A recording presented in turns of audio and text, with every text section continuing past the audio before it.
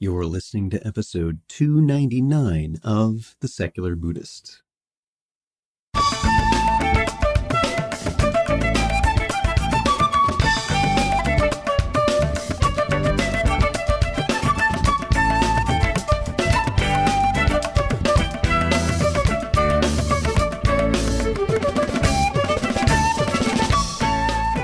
Welcome to The Secular Buddhist. I'm Ted Meissner. The Secular Buddhist is the official podcast of the Secular Buddhist Association, a grassroots-driven effort to answer the needs of secular teaching and practice for contemporary society. The podcast has interviews and roundtable discussions pertaining to engaged Buddhist training and practice, and the SBA website has show notes for each episode along with resource materials. Though the podcast focuses on core practices from a secular viewpoint, more traditional teachings are welcome and openly discussed. Gach returns to the podcast to speak about his book, Pause, Breathe, Smile, Awakening Mindfulness When Meditation is Not Enough.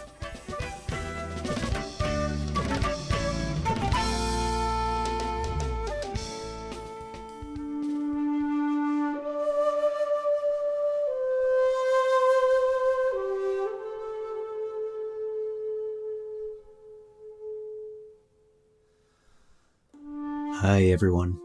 I want to thank you for supporting the Secular Buddhist Association with your generous contributions. Because of that dana, we're able to continue offering this podcast, the discussions on our website, secularbuddhism.org, and of course, our live online practice circle. And if you haven't yet, you're welcome to visit the website and show your appreciation, as we appreciate you listening in and sharing your own voice in this exploration of the Dhamma in our lives.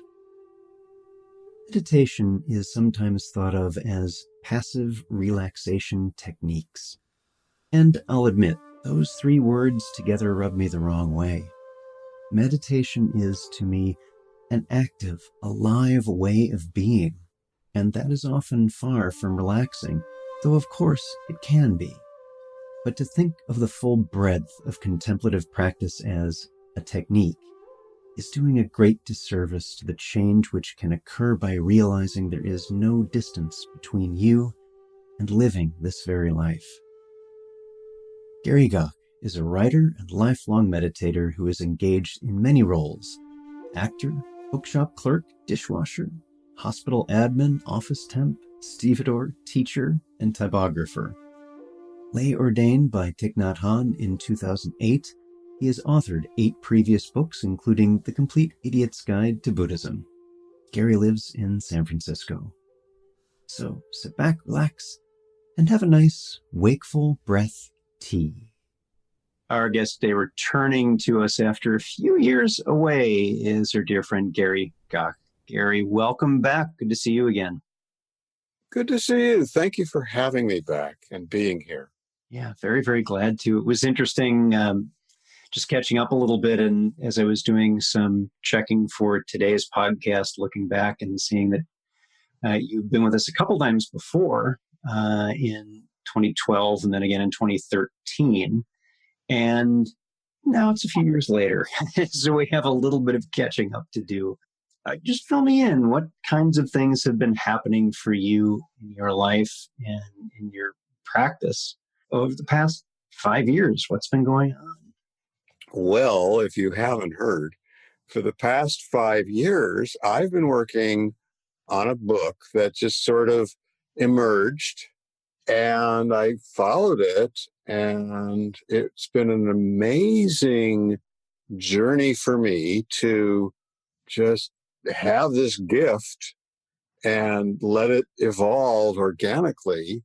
I noted that some of the material came out of both of our 2 previous episodes. Episode 143, we were talking about Buddhism as new, making it new. And that became very substantive to this whole book. And the next episode, which was 175, was about ethics. And so just to kind of bring it into the conversation that way, and we were talking about things like denaturing? How far can you take Buddhism out of its roots? And is it still viable as a practice? And how do you translate it for the West? And we were talking about, those kind of things, crowdsourcing. And I can't really peg, an impetus of motivation, but it dawned on me one morning. I just wrote something. I didn't know what it was. And I looked and I said, this looks like the outline for a book.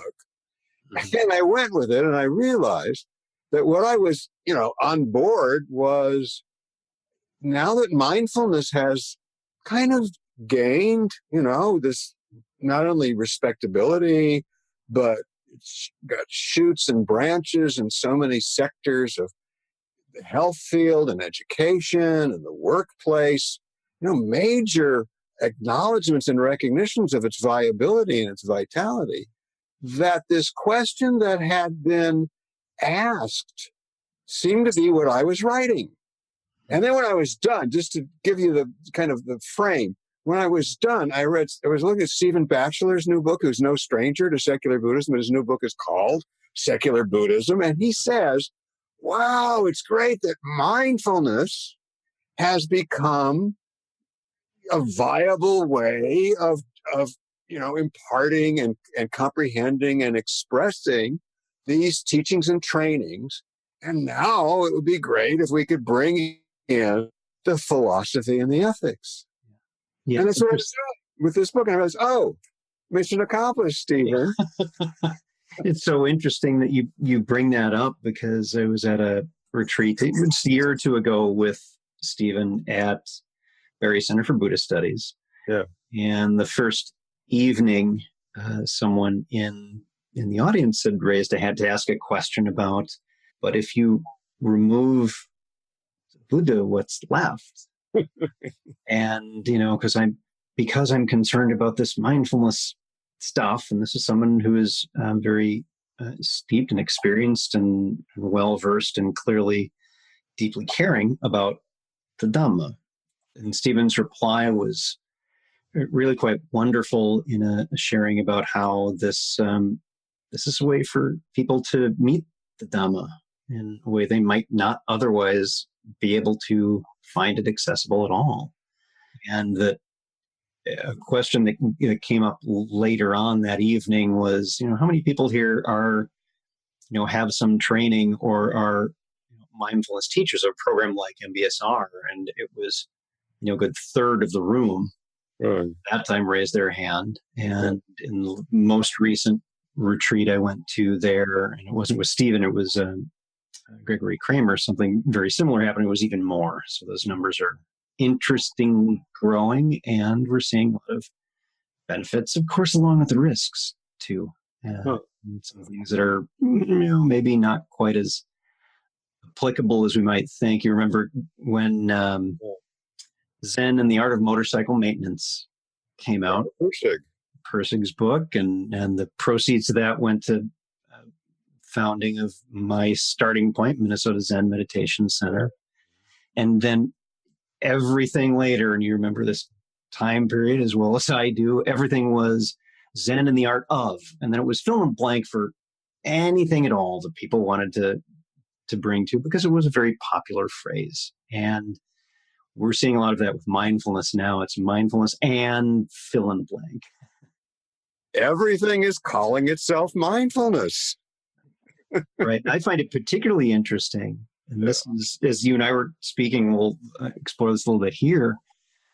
What I'm finding is a lot of the Buddhist centers are now in the naming of their programs having the word mindfulness in there. And quite often, very appropriately, if it's a Satipatthana retreat, of course, that makes sense. But I'm also seeing it used where, a few years ago, that word would not have made its way into this, Zen poetry course or whatever it happens to be. Now it's there. Well, I don't know where that goes, but to dot the I, it's interesting for you and I here to remember 40 years ago, the book that was originally called the Miracle of Awakening, that the Unitarian Press, Beacon, published. But they didn't like the title because publishers can change the title. So they said, we like the Miracle of Mindfulness, right?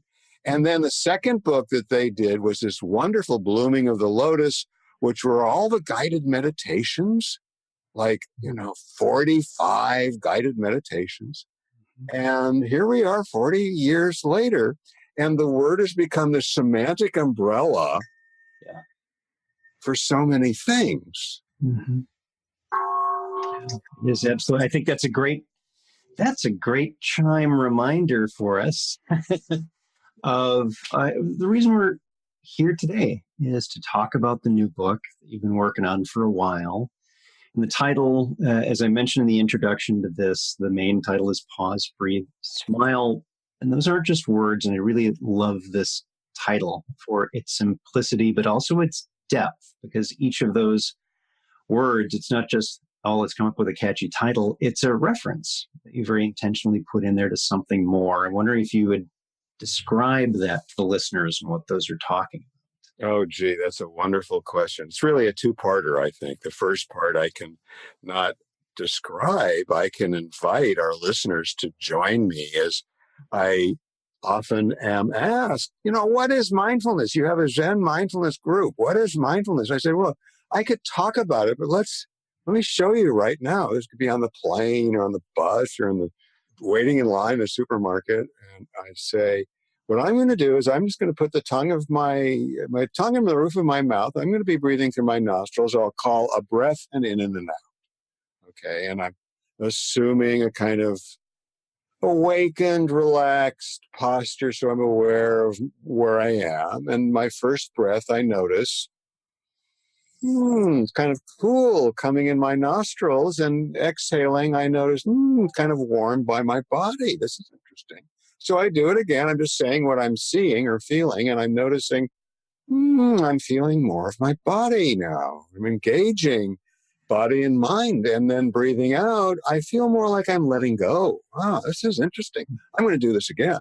So breathing in, I'm feeling, more space, the space in between the breath and around me.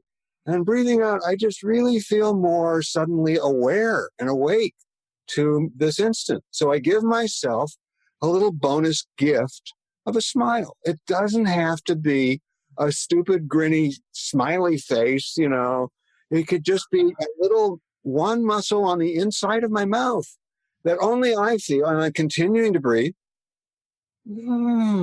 I feel two things. I feel happy that sometimes we need the smile to precede the joy rather than the joy to precede the smile. But also, as I'm finding, that it's a kind of mouth yoga where by just, mobilizing one muscle, we're seeing how the body affects the mind. Independent of happiness, it's a way of seeing that we have autonomy over our experience. So that's, it's a 50-second meditation, right? And that's what I say. You want to know what mindfulness is? I don't want to talk about it. Let's do it, right? See for yourself. And then, for me as a writer, one of my real joyous challenges is finding the structure. If I can find the structure in the material, then, it can write, it doesn't write itself, but it can blossom. And I can be involved with that process rather than trying to think my way through.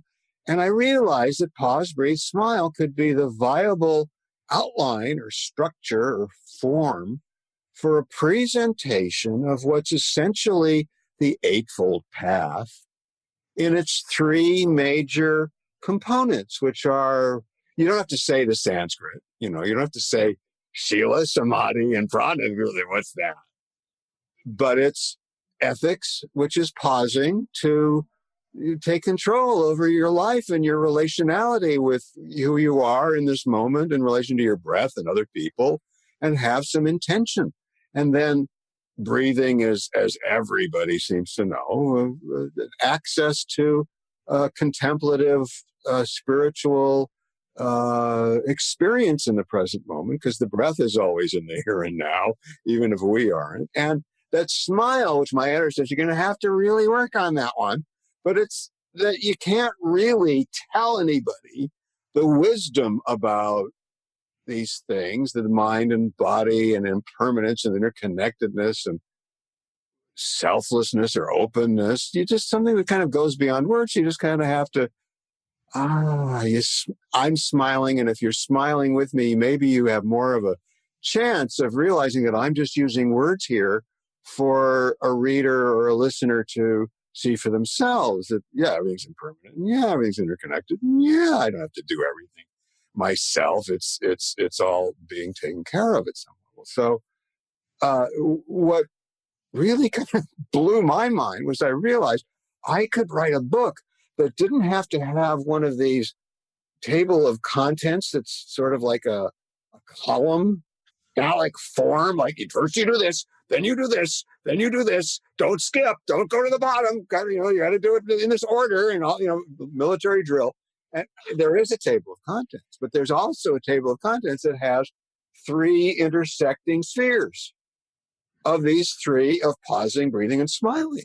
And you can read them in any order, I hope, and find yourself in the space in between. I was thinking as you were describing this in the beginning as something that you, as a writer, appreciate the structure, and that this was, of course, it didn't write itself, but it was able to be nurtured by that. I'm wondering how much this was perhaps dissimilar from, you've written other books, and I'm just coming to mind The Complete Idiot's Guide to Buddhism. Was there a difference in the process of the arising of this book from that one? Was there just a different experience for you in the crafting of it? Gee, this is a great question, but I'll make it brief. Otherwise, it's going to end. But enough about me. You like my book? The Complete Idiot's Guide, which has their own format, which is very, it's almost like Sanskrit structure, Yeah, it's formulaic. Yeah. It's very structured. But I saw the form there I built on a previous one, which was when I did my guide to the internet back in '89. Mm-hmm. That I decided would have a two-part structure about, what is the internet, and I don't understand what a browser is or a server and all of that. And the second half would be kind of like applications. In that in those days people didn't know. Oh, you could use the internet for health and recreation and political sphere or whatever. And I borrowed that to just, okay, I'll do two parts. One part will be all the things that you kind of learn about, and the second half will be all the applications.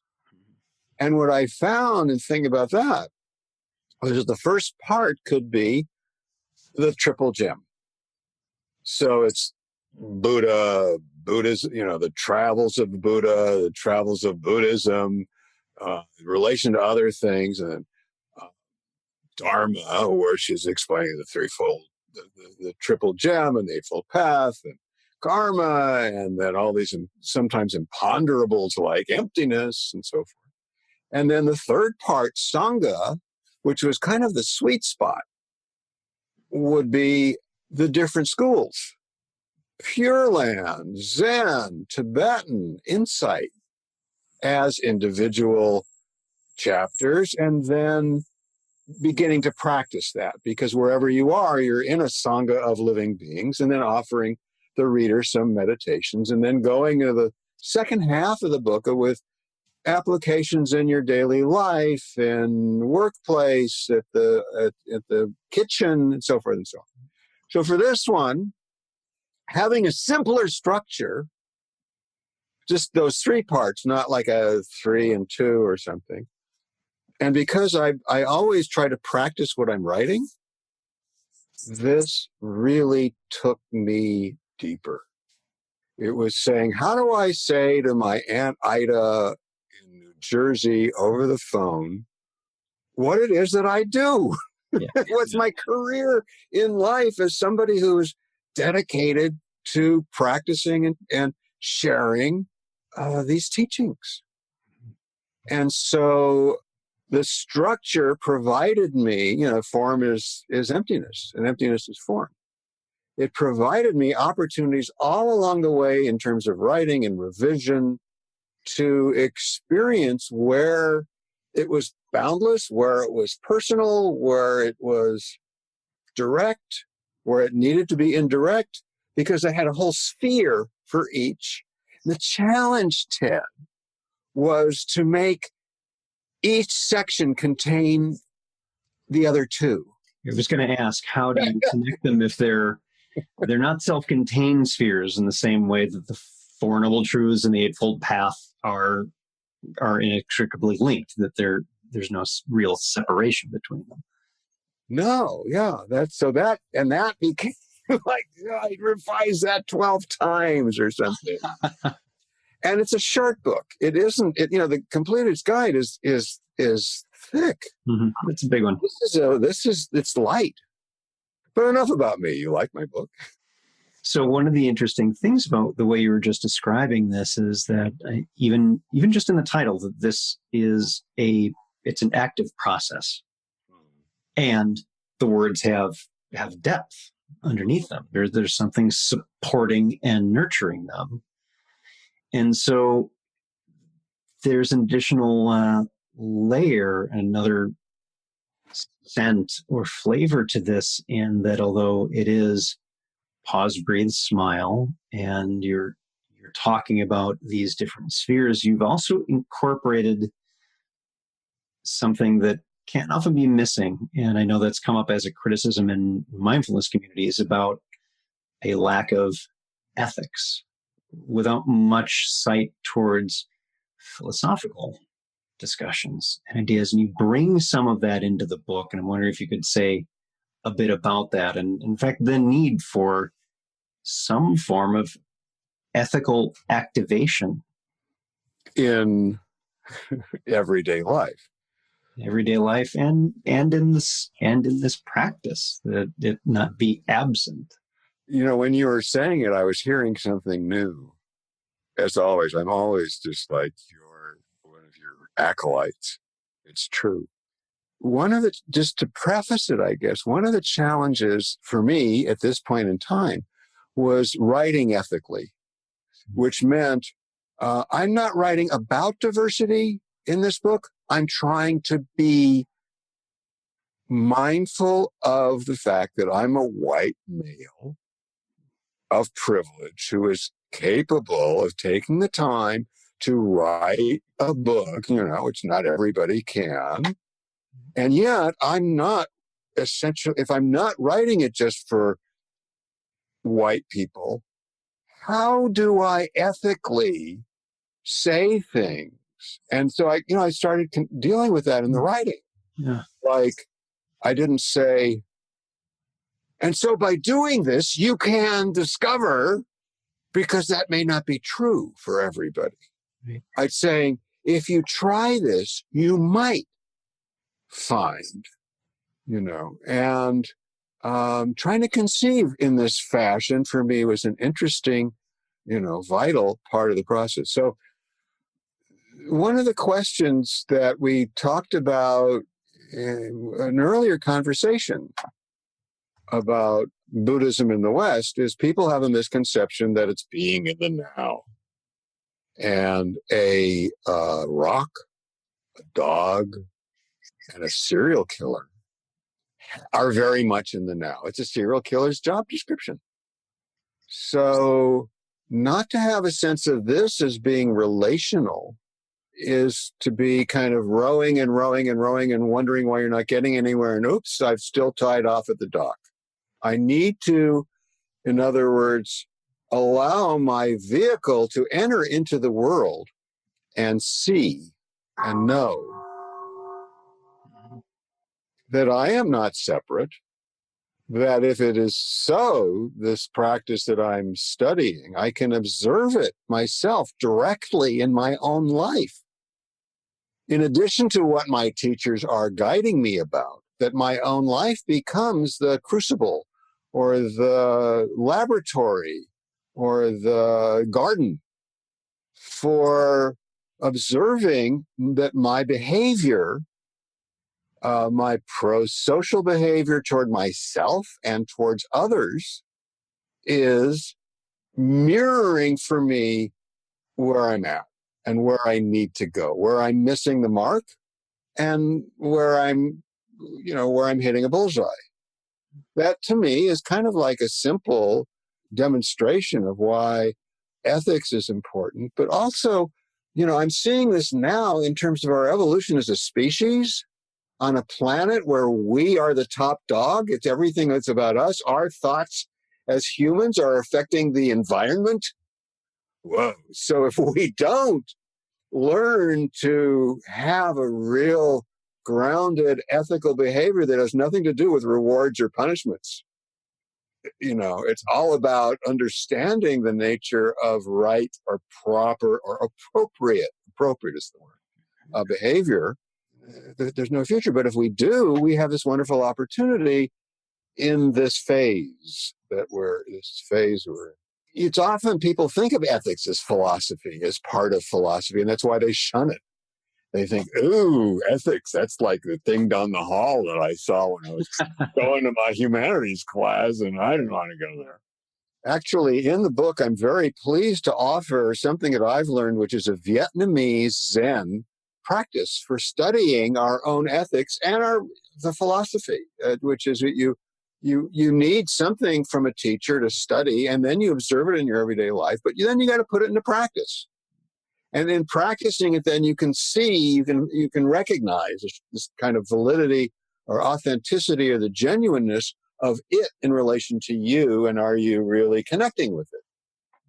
Similarly, am I connecting with the fact that this conversation is going to be over at some point, and I'll never be able to go back and say, oh, I should have said this, or, it's just like it's in the air and then it's gone.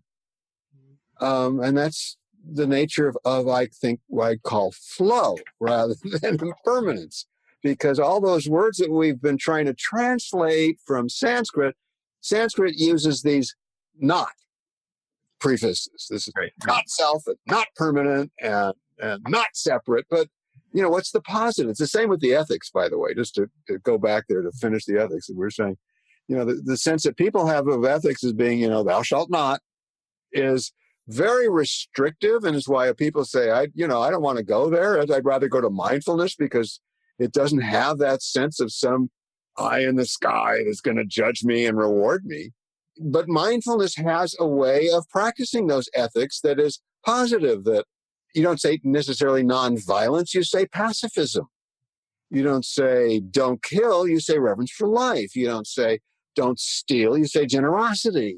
But these are really just natural, harmonious, positive traits that we can be grateful for and align ourselves with.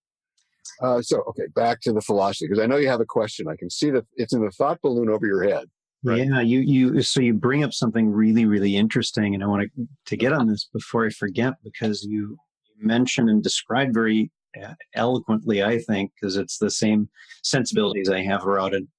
This concept of ethics is the thing that, for many of us, certainly for me, is a little more shying away, because in most of my life there's been a lot of baggage around, and it means these specific thou shalt nots. It's a very structured, limited, inflexible set of codes. And when I usually hear the criticisms of, say, contemporary secular, there's some activation around that word too, but there's mindfulness programs, that they are somehow lesser because they don't explicitly have ethics in them. And my question is often, well, which ethics do you mean? Is it a specific list? And you were talking here about just the aliveness of this practice, and making it something that is, in the writing process, as open and aware as you can, from knowing you're in the context of being a white male and all the privilege that brings with it. So, how did you work with this idea of ethics as something that may have different interpretations, and what serves best? Firm list or something else? How did you get into that in the book? We always go across such an amount of territory in a short period of time. It's such a pleasure. This wasn't really difficult. The question you're asking me, although it'll be clearer when the book is in the world to what degree I might have been successful and where I have a lot yet to go to learn and study, observe, and practice.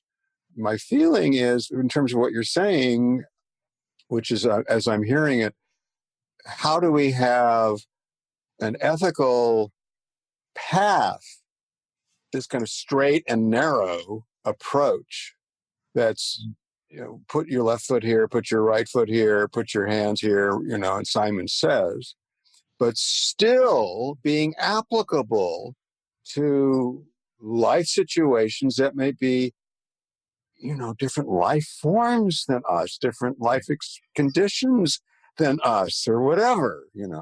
And to me, that's the saving. Saving is another one of those words. It's one of the graces of you.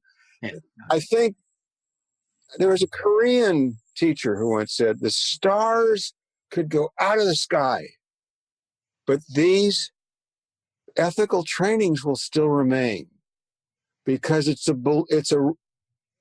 recognition that the universe, it has a moral arc, as Dr. King says, and as such should be applicable, and that it doesn't come down. It's like you were saying, it doesn't come down on a silver platter tied up in a red ribbon for us to just, take. It's for us to make. We don't just take refuge, we make refuge. And that's, yes, and Make that's karma and we make dharma. yeah, that it is a creation, that ethics and the behaviors, and this is what I really like about the way you've been describing this, is that it's active and relational. It's not dusty and inflexible and just this one monolithic thing. It is active and alive, and in relation with the world. Beautifully put. So the thing that this was reminding me of as you were speaking, with issues around how to craft this, that's a perspective that's maybe not as narrow and just yours. Just earlier today, I was having a discussion with one of the other board members for the Secular Buddhist Association about some words in a different book. They may have been in an innocent ignorance, or perhaps a slight known aversion or judgment, at least. And there can also be viewed as very, very charged and not just divisive, but even perhaps racist in nature. And knowing that in this conversation that it may not have been something done out of malintent, but just simply being in the context of having been written by people in a position of privilege, and not really cognizant of how very harmful that even just a subtle word choice, just one subtle word choice, can be in judging and being discriminatory. And triggering. And triggering. Yeah, exactly. So I imagine in the writing for your book, as you were being, as you are, more aware of this and sensitive to it and trying to be that open, did you run across in your own writings like, oh, I really need to rethink how I'm putting this? What was that like? Yeah, it was true. And also, just to add that I showed it to people who would show me things. They go, oh, I didn't realize that could be taken that way. That's one of the gifts of the book for me. I think it's a brand new venture for some. For me, just to bring it, as they said. I was aware of Dr. King during the marches. I would walk around LA into black neighborhoods, and I would hear people playing his speeches in garages. And I remember somebody an older gentleman, young, but older than me, who was going to one of the Freedom Rides. And I started reading about this on the papers. The first march I went to was with James Baldwin. So what I'm saying is these are seeds for me that have been there, that I've been watering for some time. And I'm also aware that I'm just like a snail at the bottom of a mountain and so far to go. But as a writer, this has really been one of the exciting parts of my career that I've been aware in since the 70s, that, oh boy, the world doesn't need another white Jewish male voice talking about anything anymore. And can I get out of that bag, please? Can I drop the Jewish comedian? Can I, whatever the baggage is that I'm carrying that I've been using kind of as a defense to keep myself aware that I'm living in a time when it's available for us to hear voices that we've never heard in the society before. In ancient Greece, we didn't know what the slaves thought, wrote, felt, but they were part of the family. Oh, yeah, right. And, we could name the dozens of all the what that signifies for us today. So it's just, for me, kind of a humble opportunity to try and do my best in a situation where I know I may not, and that my intention isn't enough. It's going to take if I'm called out on it, or if I recognize it in myself, then I'm going to have to do some work. It's going to be painful and difficult. And that once I'm done, okay, whew, until the next one. We're just coming to this, I think. You just used the word intention, which is one of the things I wanted to ask you about, that along with that idea of this being active and relational, that intention plays a role in all of this, in pause, breathing, smiling. How does intention drive, direct, guide? What's that role like? That's a great question, and it's a long answer in the book, right? So the short answer is, I decided, okay, I better cut to the chase here, because I'm still, I just set wheels in motion that I'm still following, and that I think the real answer to your question is motivation. That motivation is what's underneath intention. So when I check my intention, I'm checking my motivation. And my motivation is that which I have gotten clear on from the get-go, that this is what I want to do. And in my case, part of my motivation is I vow that my intentions will not just be for the good of Gary Gach, but also of all the living beings that I'm in relation to. So to answer the question simply put, check motivation. And if you check motivation, why are you doing this from the get-go? What's your real deep down there? Then your intentions are kind of simpler. Okay, how am I going to benefit? How's the other people going to benefit? Are there going to be possible unknowns that I may not know about, but I'm still kind of, I'll cop to it if it ripples back to me that something happened that had an unintended consequence that I didn't intend, but that turned out to be not so beneficial. I find that that's the key. And I find that in our practices, I'm sure you know, that whether you get to the motivation of thinking, as you said in the beginning of the interview, of ourselves and others, it either comes to you right from the get-go or you get to it eventually. That as you clear through the conditioning and labels that we've been sort of imprisoned by in some ways, those that are restrictive, that we want to get rid of, we find more and more that they have to do with we've been imprisoned in them, and that the truth is that we're really all connected in a very deep way. And that should be something we factor in when we think of our intention so that our motivation is it's not just me, it's from me to we. Anything else you want to share with the listeners? I suppose it would be disingenuous, perhaps, of me to not mention, because it hasn't been brought up, my teacher, Thai, as he's known by his beloved community, Thich Nhat Hanh. Thai means teacher. That this book has kind of been inextricable from his words, and it's been a matter of saying, well, this should all be my words, really, for it to be in our tradition, which is making everything that we're doing grounded in our own personal experience and speaking from that rather than from some abstract sense of a concept or a wish or so forth.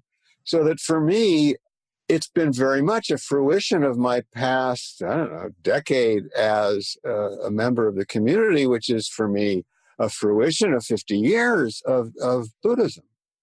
And so to be able to present that in the world is just so humbling and makes me so happy, truly happy to just like share the love for readers who are not familiar or for readers who already are. I'm locating myself in a kind of a position here as in this book as a second generation.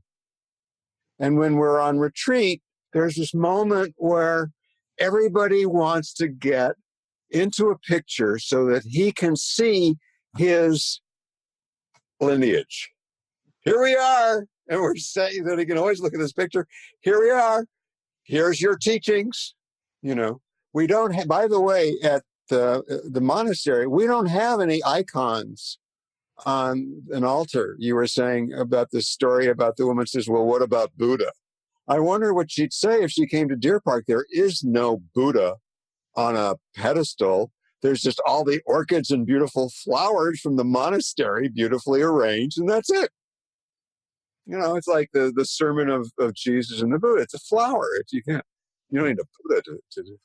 Yeah, I think about Steve Hagen's center in Minneapolis at least years ago, and I imagine still is, there isn't a statue of Gautama in the Buddha Hall. There's a stone. And it's to me, a very elegant statement about this very life. This is it.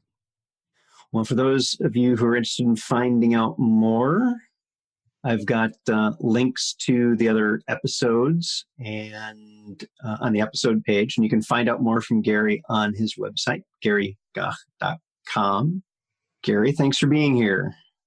Ted, it's been a privilege, a pleasure, and a heavenly delight as always. Thank you so much.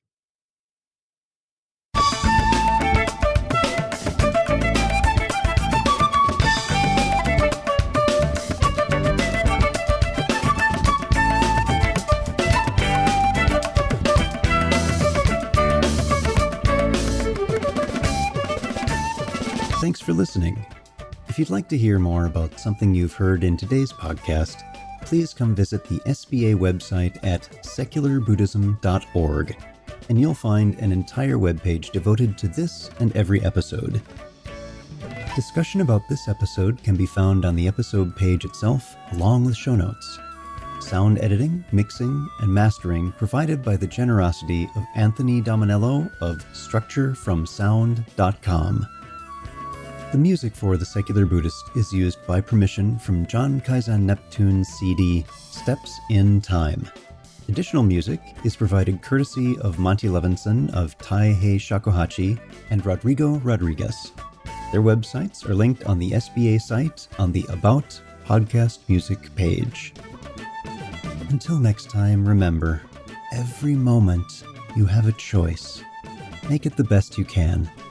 See you next time on The Secular Buddhist.